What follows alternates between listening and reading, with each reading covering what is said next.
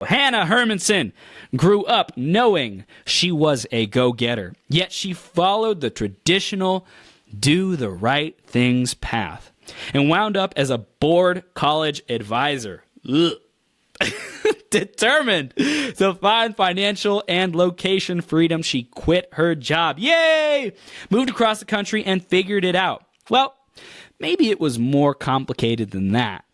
Now, she is a member of the Forbes Coaches Council, a published author, speaker, and international business strategist that helps other inspired go-getters take the shortcut to dream life by giving them the tools to monetize their passions, because dream life is real life. Hanna, are you ready to rock the house on this epic interview of becoming your greatest possible self? I'm so excited. I've been all day, and I tuned in for the last hour, and I'm even more pumped to be here. Continue the conversation with you. Yes, let's do it. Let's do it. We're diving in, keeping the energy fired up. I love your energy. I love this. This is going to be so much fun. Thank you for taking time out of your schedule. You're coaching people internationally, doing all kinds of amazing things to be here with us and our audience today. We appreciate you. Thank you. Of course. Thanks for doing this. It's impressive, your 8-hour, 12-hour commitment. Thank you. Huge value. Even like I said, I tuned in for the full last hour and I was like, wow, he does this every week. This is incredible. Yes. And this is just the beginning. And this moment is everything. Speaking of this moment, usually in this moment, we got to take some leaps, some courageous leaps. We gotta make split-second decisions. And today's theme is take the leap before you're ready. Leap before you're ready. And Hanna, how has that philosophy played into your life and how you show up, how you relate to your clients and life in general? Yeah, I have... a lot of entrepreneurs or type A people are perfectionists. Mm-hmm. And I can't say I have ever been a perfectionist. I'm much more of that go-getter. I'm the one that's just like, let's just go do it. Okay. Oh, we forgot this. Well, we're here, And so that's sort of my story. You mentioned that I quit my day job, and it really was a kind of rash decision. I had been working with a startup, and it was going well. I was enjoying it. And sort of out of the blue, they were like, hey, we could replace your salary. Do you want to come work with us? And I was like, yeah, I'll go tell my supervisor. 2 weeks right now. I didn't talk to anyone about it. I was like, I know I need to change. Yeah. Deep down, I knew I need to do this. So I went and I quit my job, and the startup was like, great, we're going to move you to San Francisco. You're going to start with us in 2 weeks. I was like, cool. Called my parents and my grandparents, and everyone was like, what? What about healthcare? What about your rent? And I was like, it'll work out. Yep. And whatever, in typical startup fashion, it worked out for about a month. And then it didn't play out as I expected. But I really appreciate that, month in startup life, and then ultimately being told actually, we can't keep paying you. You're gonna have to figure something else out. That's sort of I wasn't really ready. Yeah. And each time I have to grow into a new circumstance, or I don't have that safety net of healthcare or even the startup, it always works out. And, probably to my parents' demise, it keeps working out every time I take a leap, and they're like, that's not going to work. And then I'm like, but it is. So I think that the more that you can prove to yourself, whether it's in your own life, through reading, through mentorships, it's always okay. And if it's not okay, it's not the end. Powerful. So powerful. I love it. Such a great start, Hanna. I love it. So let's dive in even more to your career, what you're up to today, being a personal business coach, having all these accolades, Forbes Council member. I don't even know what that means, but it sounds awesome. Tell us about who you are and what you're up to. Yeah, it's super interesting. So I mentioned, I found myself in San Francisco with no safety net, a whole new, perspective on life and work. Mm-hmm. And I can't say that I ever sought out to be a business coach, right? Yet I did a lot of the work that you were just working on, as far as like, intention setting and talking about what do I want to be the look on people's faces when I show up to work, and like, what are the types of conversations I'm going to be having? And I had been a certified coach as a college advisor. I went through some coaching training, so I was certified, and I thought, I'm going to use that. And what I quickly realized when I started talking to people in coaching relationships is that there's one common thread that holds people back, that keeps them playing small, keeps them stressed out, and that's money. And I came to see money as, this like basic, I'm also a yoga teacher, right? So like this basic root chakra, or like Maslow's first hierarchy of needs, that like if you don't have money, you're not able to like get to those higher levels of thinking and living and abundance and being. And so I decided, I'm going to focus in, because I had built my coaching business at that point, or, figured out the startup and ways to support myself. And so I thought, I'm going to show people how to monetize what they have and be okay with earning a lot of money, so that we can all be a lot more, give a lot more, experience a lot more.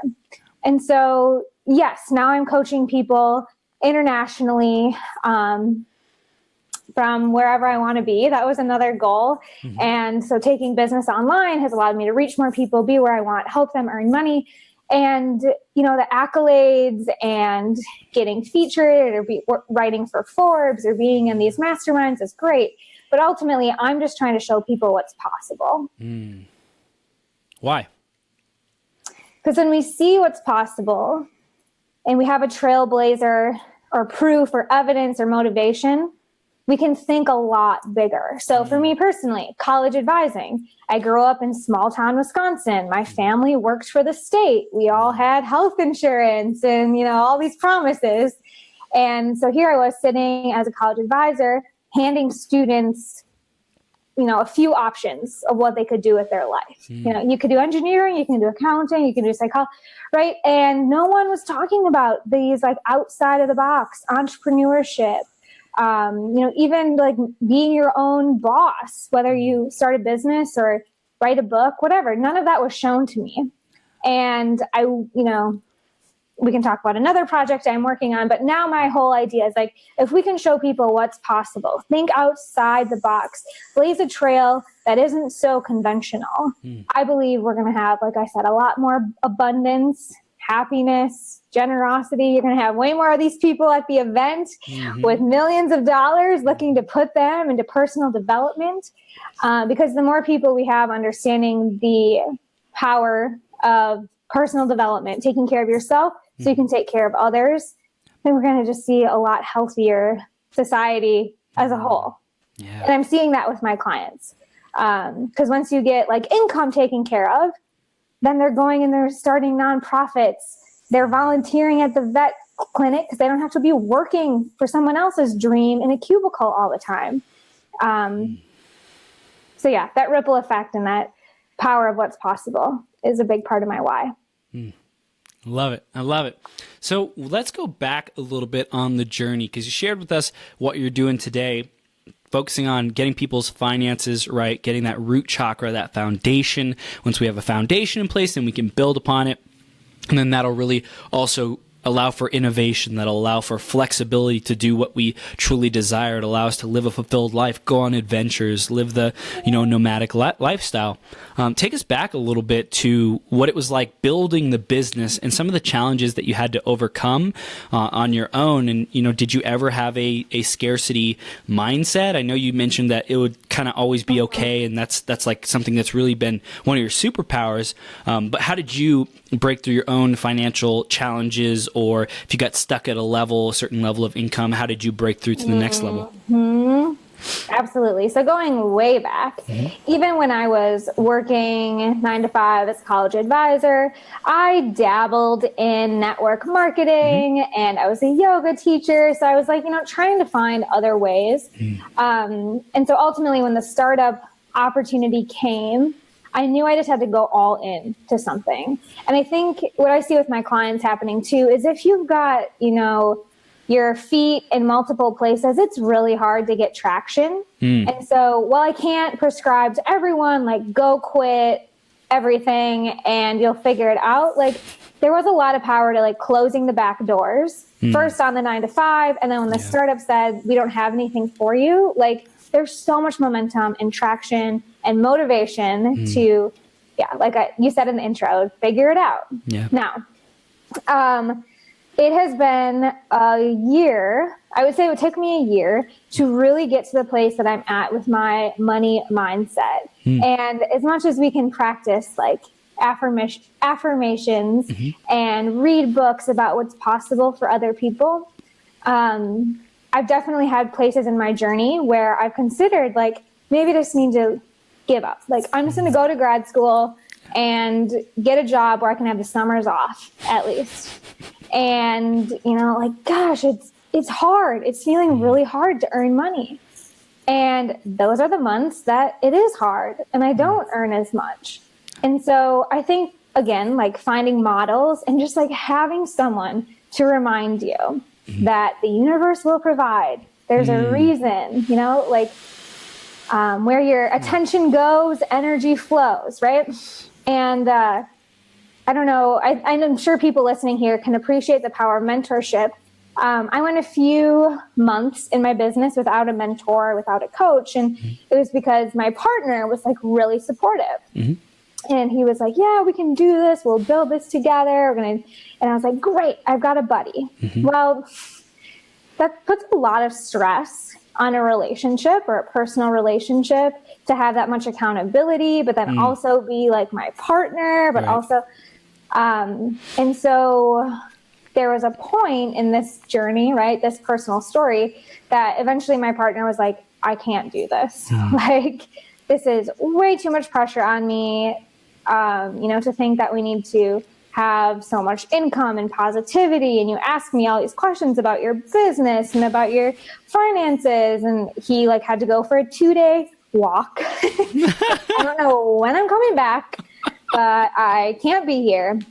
Oh my God. And that was a really like stark realization that if I don't get more support and I don't mind my mind, I'm going to miss out on like my whole why. And I think that setting lofty goals or trying to have like a lot of money right away puts you in the future, right? Like, because what I learned in that walk was like, if I'm living in the future, constantly hustling, when we have more money, when I hit this goal, you miss the present.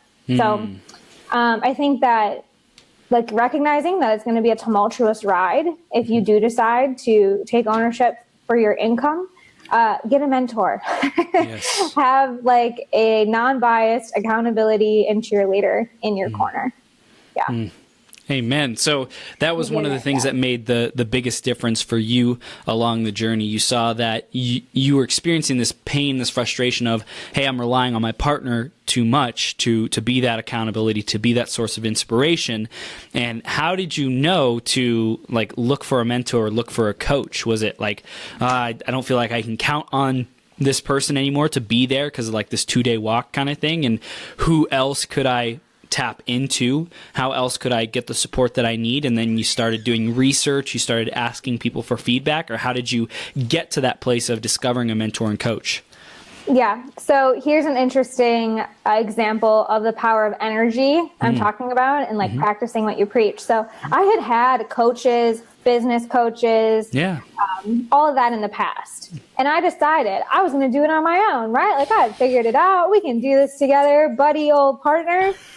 And so, and I also wanted to be like saving money. Like I don't need to keep paying coaches that much money. Let's like invest in the website or go on a trip. And then as a coach, I realized I wasn't investing in coaching and no one was investing in my coaching. And so it was that I needed that walk, that breath to be like, okay, I need to, go back to what was working, allow like professionals or, people that are going to actually play that coaching role come back into my life. And so there's a lot that was out of alignment in that moment. And I think, saying I'm a coach or saying I'm an influencer or saying that I'm generous and not doing that showed up, right? Like I created the, what I was actually doing. Yeah. Does that make sense? Yep.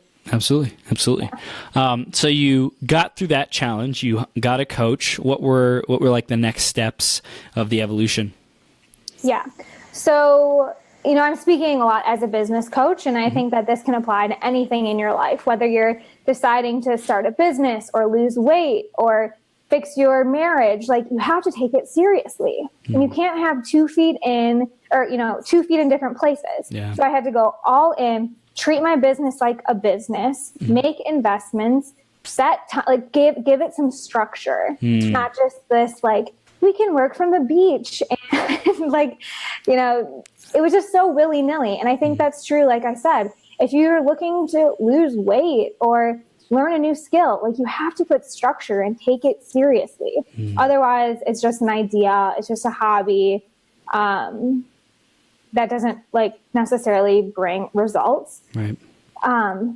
Yeah. Did that answer the question? I got excited about structure. Yeah. So having structure, how did you see yourself putting in structure in your own business? What specifically were the structures that you put in?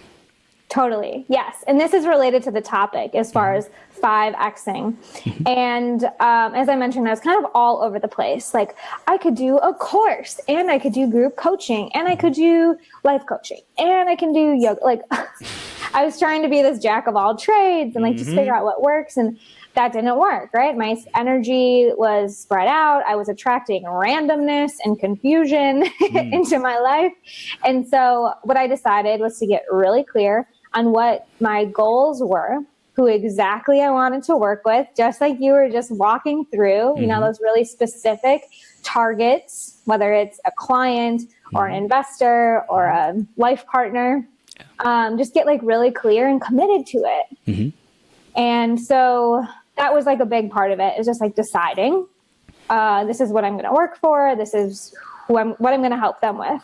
And then going out and presenting myself as that and working on the imposter syndrome of like, who am I to talk to them about branding? Like, I just figured out who I'm going to work with. Or like, why would anyone listen to me? I'm too young, or I don't have enough degrees, right? All of those, not enough. Like, I call it head trash, that can kind of slow you down. And so what I realized is that I just have to be one step ahead of clients or people I'm mentoring. None of us, not even Oprah, knows everything or is perfect or is the expert. And it is so, so valuable if you can reach out to someone and say, look, I'll give you the hand holding.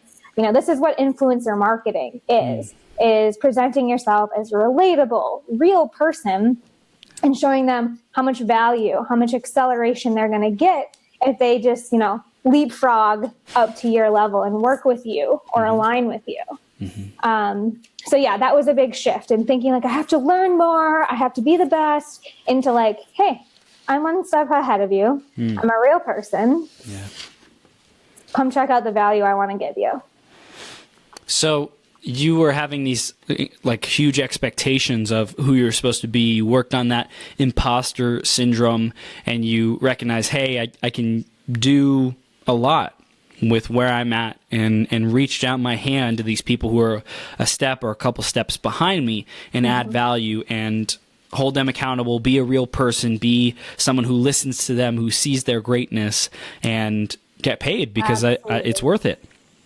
Absolutely. Can I share some like tactical activity, like to-dos that your audience can do related to this? We love tactics. Yes, Hannah. All right. So get out your notebook or your journal and label it success journal.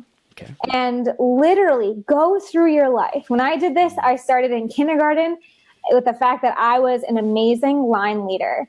And every time the teacher asked the class, who should the line leader be? It was always me.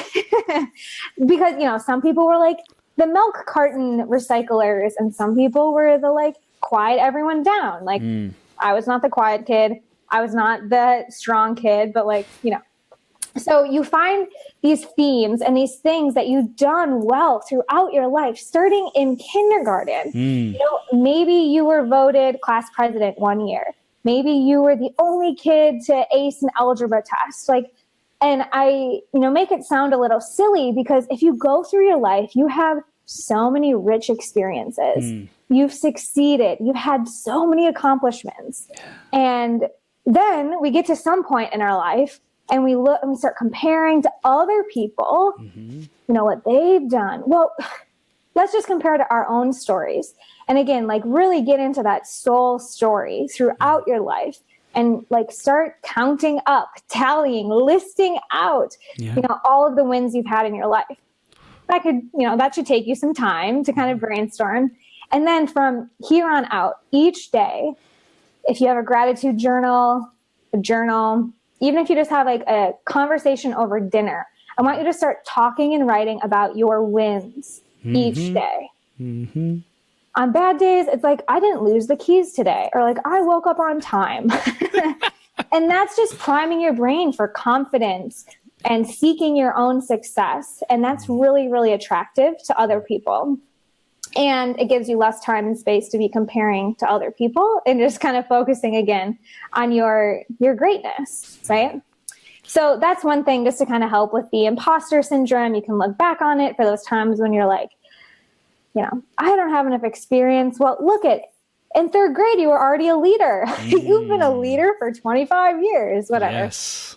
Okay. So then another piece that you touched on, and I really want to give your audience, is an exercise to help you hear. You said listen to their needs and their questions, and create a document, especially business owners, especially anyone who does communication or relationship building.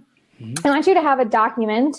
I'm a big Google Doc girl. Yep. So I have a column that says dream life and a column that says real life. And I literally write down what my group members say they're dreaming of, what they wish they could figure out in their life. Or my clients, if I could only automate whatever thing in my business. Boom. I write that down. What you're going to hear a lot more of is the real life complaints, concerns, discomforts.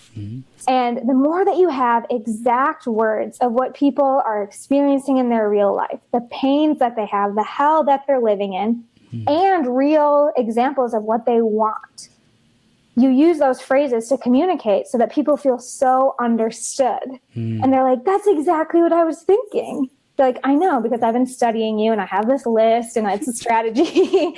But also it really proves your listening skills. And again, brings you back to that relatable person. You just have to extend the hand and say, I get it.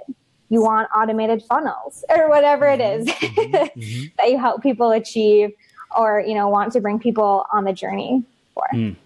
Amen. Amen. So that exercise, second one was create a document where one column is the real life, like what they're experiencing right now, the complaints, the frustrations, the fears of like, life's not so great. And then the dream life is what they want, the things that they are aspiring to have, funnels, or whatever your specific niche is, whatever your industry is, whatever your service is that you provide, the conversation around how your expertise, how they don't have it, that's the normal life, that's the life right now, and the conversation around your expertise when they do have it, what do they say? And just really studying those words and getting clear on that, and then using that in your marketing and conversations with them.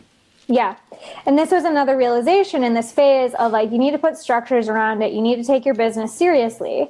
I happen to love dad jokes and puns and acronyms, all these cute phrases. But no one cared, right? Like no one opens an email that is like, do, write, and move every day, like an acronym for dream. I just do all this stuff that no one cared about. And it was me in my own head projecting, you need to know about, what does dream actually mean? You need a marketing funnel. No, and it was a lot easier for me to just nowadays in Facebook groups, you guys, just go copy and paste. Everyone's talking about it.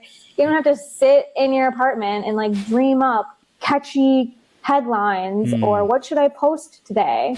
They're asking for it in a lot of places, especially online. But I do encourage you to get into real conversations, whether you want to call it networking, market research, friending, meetup, real people, get into deeper conversations than just the Facebook group posts in this phase of your business. Or again, like this can relate to not only business, but also like you talked about investors or other people you're trying to attract. Beautiful. I love it. I love it. I love it. So in terms of 5x'ing your business, what else was required to really make that happen? What other, paradigm shifts or mindset shifts? I know we said it was like this one thing. Did we already cover the one thing? If so, I want to make sure that we like drill that into people so that they receive it and get it and ingrain it and live it.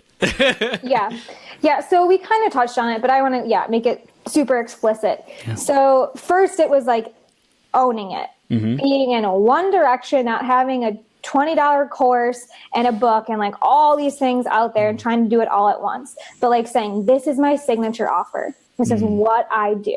Okay. So picking that thing and sticking to it and just finding the right people. Okay. So that was huge for me.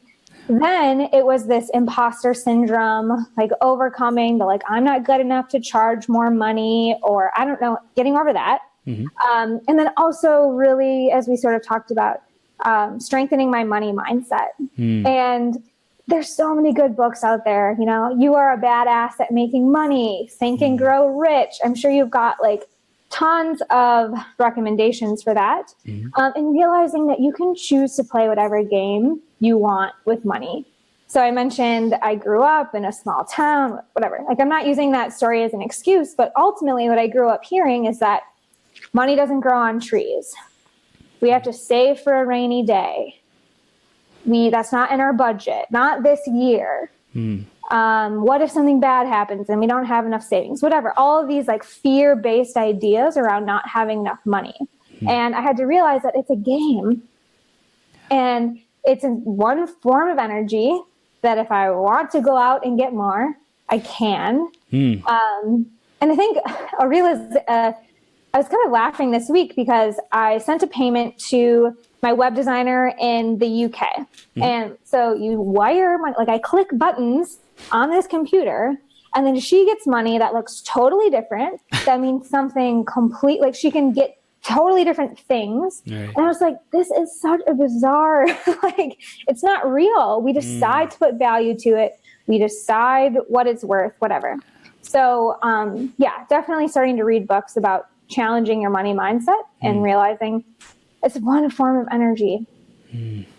Amen. And related to that, when people give you a lot of energy, a lot of money, a lot of time, a lot of baked goods, you receive that much in return. So right now I'm focusing, what I help my clients do is create high ticket offers. So they pick their signature one thing they're going to do, and we put a high price tag on it so that we are working less. We need less people to invest in our programs or our services, and it's going to take less time to get them results because they're so invested. They're so motivated. They're giving you so much money and time and excited energy, so that you're finding, you're not just like dragging people along. Like, come on, like, did you do your homework yet?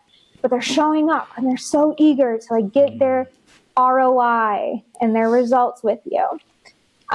So that's really the secret.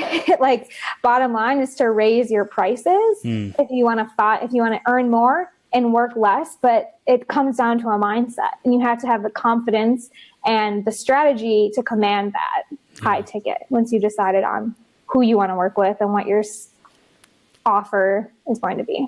I love this so much. And we do have a question from Barbara, so remind me, but I do want to comment on this because so many visionaries and messengers and coaches and people with something to say and something to share and something that they experience and they want to contribute that to other people are coming from this place of like damaged or, brokenness or not enoughness. And, maybe that's just society as a whole, but, this is kind of where it's showing up, and we can see it a lot with these types of people. And, there's there's so much value that they have to give, but they just don't see it in themselves, and they're afraid to charge those large price points and large, high ticket offers. But there's people out there who will pay for what you have. There's people out there who are desperate for your solution and your unique way you deliver it, and your personality, your energy. Maybe it's your sarcasm. Maybe they love that. Maybe it's your smile. They love that. Maybe it's your, shyness, your introvertedness that is just, you communicate with them in such a way that has them feel, like nurtured or something like that, right? I don't know, right? But everyone has a different thing that they want, and there is someone out there for you, and not just someone, but a handful, a lot of people, probably hundreds, thousands, tens of thousands of people who are waiting for your solution to come around. And I think that that's so valuable that we're really highlighting that right now, Hanna. Yeah, absolutely. I work with so many yoga teachers, school teachers, and these service-based people who come from the mindset of like, I just want to give, I just want to help, like, I don't need anything in return. But like, you're exhausted, teachers. Like, I live with one. I know that you don't feel like you are compensated or appreciated or getting the energy back that you need. And so this is the paradigm shift, that you are priceless. You're not free. You're not cheap. You are priceless. And your solution, your support, your offer can change someone's life if they're invested. Look, you talked about your book on the last call. I have a book. That's not what's changing people's lives, because it is $9.99 on Kindle and you can eat it up like candy and throw it out like garbage. But when you spend hard, like money that you've earned or energy you've put into your bank account, and you invest that in some outcome or some dream, that is when we make change. That's when we show up with the results that we want. And money is not bad. All of you, like, heart-centered, service-based, amazing people, I am with you. We can use money for good and allow other people to use their money for good in making improvements to their life or working with you, right? Amen. Yeah. Amen. I love it. I love it. I love it. Money is energy, as you were saying. It's an amplifier. It's an amplifier of whoever holds it. So if anyone has any negative programming or beliefs around money, it's time to uproot that BS, because it is not serving you and it is not allowing you to experience the fullness of your gifts, the fullness of life. And there's people who are missing out on who you are and what you have to offer because of those beliefs. So make sure that you get to the bottom of those. And if you're not sure of if you have money blocks or not, you probably do. Just saying. Yeah. Here's another exercise. You can tell I'm very much into like journaling and like getting this stuff out on paper. So let's say you're one of those people that's like, oh gosh, like talking about thousands or millions of dollars makes me uncomfortable, or like, I'm saving, I don't have enough. I want you to write down what you're going to do with your $1 million next month. Like, literally tally it out. And everyone I've done this with, and I know a ton of people on this stream, are going to find that they're not investing in like crude oil. They're not in, like, we're using money to, give ourselves more happiness, more freedom, more health. We're probably donating to causes. We're probably saving for our brother's college fund. Like, once you actually get clear on like, okay, if I had $1 million, I'd get myself out of debt. I would maybe go on a nice trip. And then after a while, like, it's not about the money anymore. Like, there will come a time in your life when you are totally taken care of and it's not about the money. So how are you going to use your energy? Where do you want to donate? Where do you want to invest? And like I said, most people find that it's really good to have $1 million, and you can do a lot of good. Yeah. I love it. I love it. So we're going to get to Barbara's question, because it is good stuff. She said, first off, wow, thank you. Love it, Hanna. She said, I did the same thing and did have a scarcity mindset and fell on my face, but I got back up. Your info is valuable. And then she said, question, Hanna, how do you feel when someone hasn't had the mentors or support system? I feel I kept attracting what I was broadcasting. That's what I need to work on because it comes up for me. Totally. Absolutely. So is the question, if you don't have a mentor, what do you do? Or Yes. Yeah. Well, get a mentor, especially if you're a mentor and you want to be attracting people with like abundance that appreciate personal development. It's just silly how quickly that can turn for you if you tell the universe, I'm someone that invests in myself. Other people will invest in you. But like I mentioned, there are so many resources around this in books. It's a good, dip your foot in the water to read Think and Grow Rich. What I am blanking on, there's another one around that era. There is The Science of Getting Rich. Thank you. Yes. It's like Napoleon Hill and those other folks from like 100 years ago talking about this same stuff because ultimately it's science. So finding that and then also acting as if. One of my mentors, Jack Canfield, talks about, the power of visualization and kind of faking it until you make it. Because there is this science of cognitive dissonance. And if you are constantly telling yourself that I am so grateful, $50,000 are deposited in my bank account, or I am so grateful, I am 120 pounds, like whatever that goal is, the more you fake it until you make it. Or I think she mentioned that she's attracting the wrong type of client or people. Yeah. Just start talking to your ideal client or this person like Chris was talking about, like writing them down, visualizing them, and just talk to them. This is something I've recently gone through in my business, is that I was talking to people that were just getting started, right? Like maybe wondering, could I make my dream life my real life, or could I start a business? And so I was doing a lot of just like motivational, like convincing, cheerleading. Yeah. And so I was getting people that needed a lot of convincing and cheerleading and like, don't give up.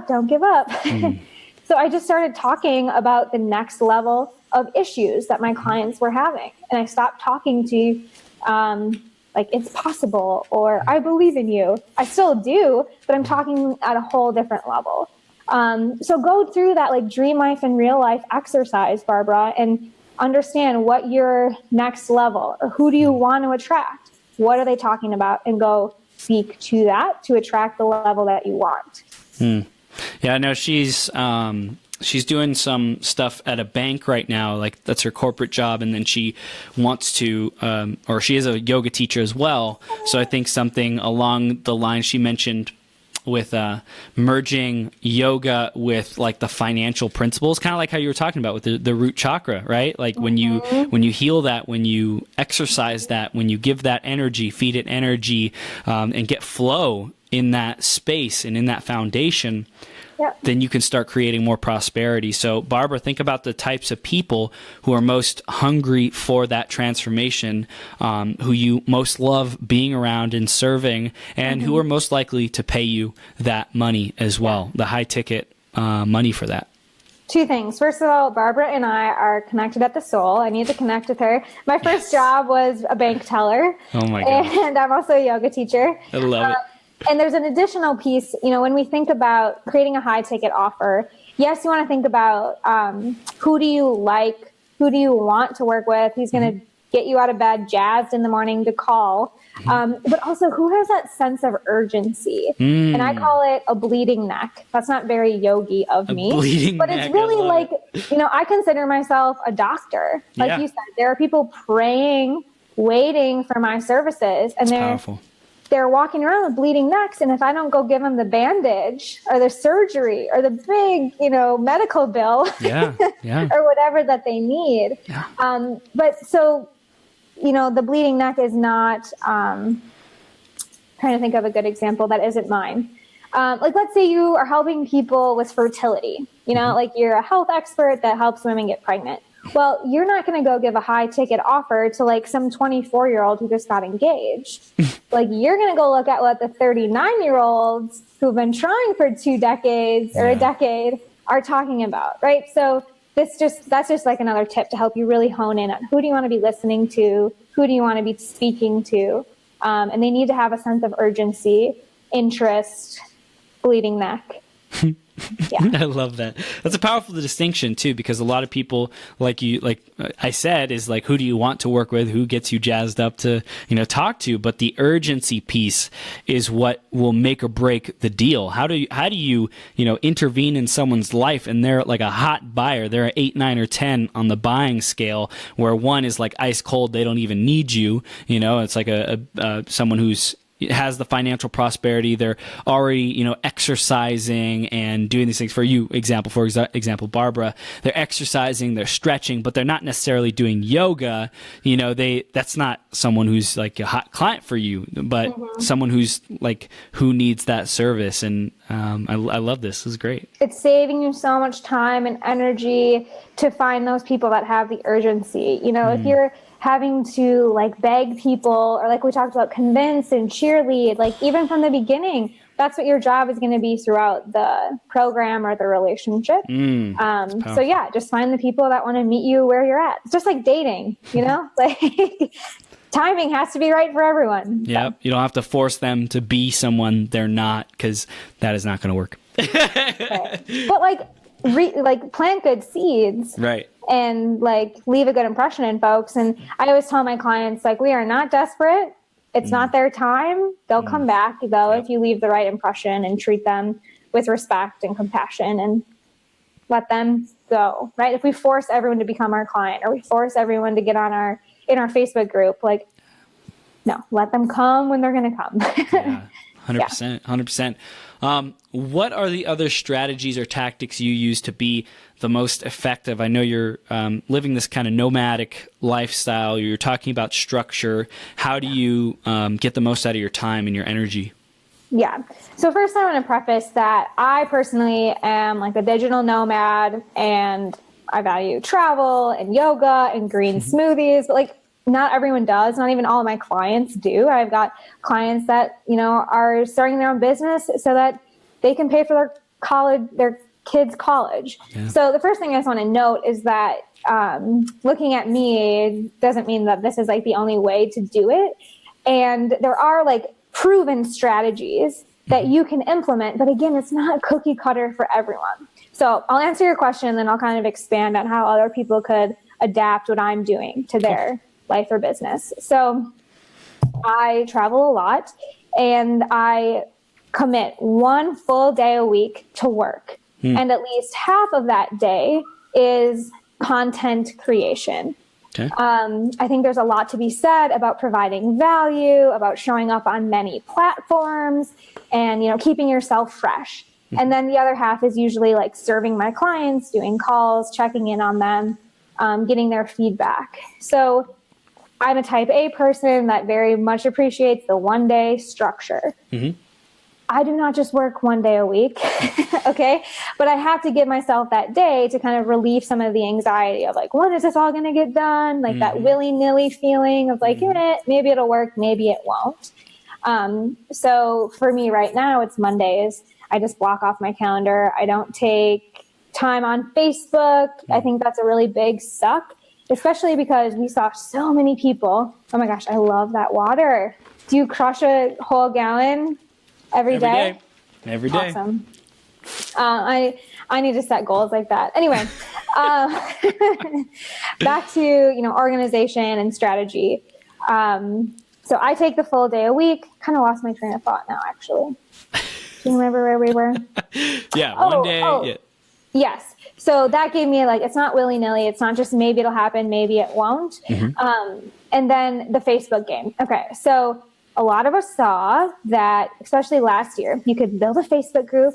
You can chat with people. It's 4:44. Make a wish if you're on Pacific time. Yes. I love it. That is such a waste of your time. And if you want to have a scalable business, you cannot be chatting with everyone and posting every random thought and trying to engage with everyone's account. This is why I set aside time to be a creator. Be a creator instead of a consumer from the get-go, and you'll have a scalable, respectable presence in business. So, of course, I find myself on Facebook and doing that throughout the week, but it feels so much better than just what am I doing? I haven't accomplished anything. Because on Monday, I know I've got stuff coming all week, that whether or not the first thing I do in the morning is like, get on the feed and catch up with everyone, like I'm there. So I use scheduling apps like Buffer, Hootsuite, Zapier, just so that I can show up in a lot of places without having to be there, literally. That burnt me out last year.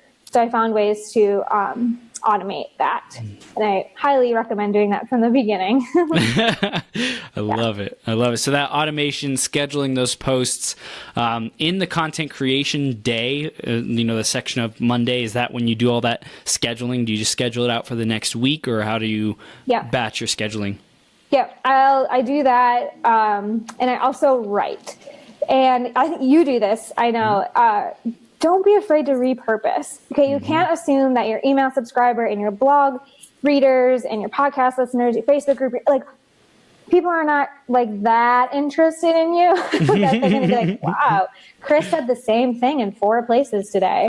And it saves you a lot of time too, right? To just like repurpose, and it's good for like search engine optimization. So I write, and then I can repurpose that, throughout the week on Mondays. Here is like nitty gritty, $1 million organization strategy. I hope you guys are ready to take notes again. So I mentioned throughout the week I'm working. I'm not as like organized every single day, but when things come to me like, oh, I really need to talk about the power of influencer marketing, I'll jot it down, like anywhere, whatever. I used to think, okay, I'm going to go onto Facebook right now and make it. No, I don't do that anymore. I just throw a note somewhere, it's there. Then I go into my Google document, my Google Sheets, and I have like 5 content buckets. So, having like a purpose and intention and like a strategy and a structure is what I'm talking about. So, I need to talk about influencer marketing popped into my head. Well, I have a core principle or like a content bucket related to marketing, because I talk about marketing. So boom, I plop that in there. So I have this ongoing spreadsheet of ideas that have come to me, so that when I sit down on Monday and I'm not feeling that inspired, I go to my spreadsheet and I'm like, okay, here are all the ideas that I didn't act on in the moment, but I saved. I know there's like principles like the Law of Diminished Intent, which a lot of entrepreneurs talk about. If you don't do it right now, it's not going to happen. Okay, but I need to live my life right now. Right. And this is a business, and I have a strategy. And so I'm going to keep myself motivated, inspired, and on purpose by saving and structuring my ideas, and then setting aside time to get her done. Yeah, and it's almost like you can imagine it as planting a seed. If you're willing to do something with the idea, like put it in the seed bucket, so to speak, or multiple seed buckets, and allow it to kind of nurture and germinate there, but at least you knew it was important enough to save. You took the action, not necessarily that it was needed to be done right now, but you said, hey, this is important. I'm going to continue feeding this life and continue pouring in energy into it so that it can sprout and be a piece of great content. Yep, absolutely. So I, like you have heard throughout this, I'm a writer downer. So I literally have sticky notes and notebooks all over the place. And then on Mondays, I organize that. And sometimes it's like, oh, yeah, like I forgot about that. Or other times it's like, yes, I've been percolating on this all week. I came up with way more ideas related to this. It's going to be a whole week, So yeah, I highly encourage that. It's been working really well for me in my business and saving me a lot of time off of Facebook, aimless time. So I love it. I love it. Yeah. Any like last minute tips that you want to give our audience to really be more effective, to be better managers with our time, our energy, or just be our greatest possible selves? Yeah. Maybe you've heard this before, and I'm sure folks on this stream can appreciate that you need to practice what you preach and align with people that you want to be like. When I was in that funk of like just me and my partner, he's an amazing person, but he doesn't have a 7-figure business, right? Right. But I was like in this mindset of like, is it going to work? I don't know. Let's go to the beach. This isn't fun. And so then I had to realign with a mentor that was going to pull me up to that level. And I had to read the books to get the money mindset. And so, be willing to be coachable, whether that's from a book or a mentor or showing up in spaces that are outside of your comfort zone. I feel like these are such cliches, but it's so, so important. And I think sometimes you even get comfortable with getting outside of your comfort zone. And I want you, like, if you're thinking about income goals, add 2 more zeros to the end.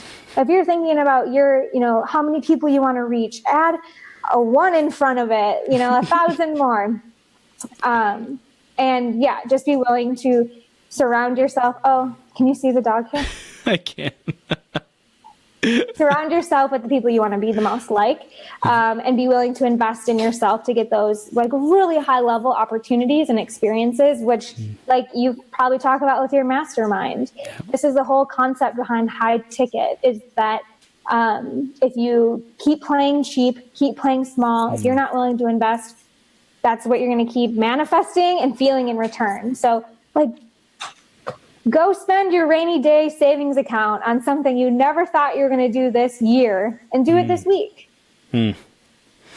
Amen. Amen. Awesome. So, Hanna, how can people stay connected with you, and what do we want to invite them to do next? Awesome. So definitely recommend you jumping into my Facebook group. You will see my buffer posts every day, but I do show up there and do a lot of trainings and content. And once you join, you'll get access to the, really in-depth training on how I 5x my online business that has a little bit more personable, like action steps. I mentioned a few today, but there's even more good stuff in there. If you go to my Facebook group, Dream Life is Real Life. Love it. Love it. And we have Barbara who said, how can we contact you? Is there an email, or is best place Facebook? How do they get in contact with you? Yeah, so I just gave away my secret that I don't love being on Facebook. You can send me a direct message, but the best way would be Hanna. You can see my name, Hanna, at dreamlifeisreallife.com. And I can put that in the comments if that's helpful. Yeah, and then definitely just connect with Barbara, because she and you, like you said, I feel it. soul sisters. I love it. Awesome. So, Hanna, thank you so much for the work that you're doing in the world. Thank you for inspiring and uplifting people, not just being a cheerleader, but helping people who have that bleeding neck to get to the next level, and being there just in time for them, and really helping people out. So thank you. You bet. And same to you. Thanks for holding this space and willing to go deep. A lot of these podcasts are like, whoa, what's my marketing strategy? What do I need to do? Like, I appreciate you talking about the soul work and the mindset. So powerful, my friend. Yes, absolutely. Just the beginning, baby. Just getting started. Hanna, have the best day ever, and we'll see you soon, okay? Thanks. Bye-bye. See ya.